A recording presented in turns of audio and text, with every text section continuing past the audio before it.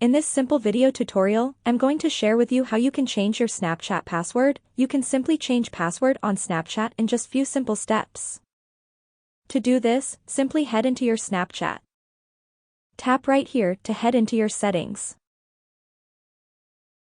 On the settings page, select the option of password. You will have to first enter your current Snapchat password. Then enter your preferred new password. Confirm by re-entering your new password. Then your Snapchat password will get updated successfully. That's how easy it is to change to another password on Snapchat. If you have any questions, just let me know in the comments section down below. Please don't forget to leave a like, share and subscribe for more video tutorials like this one.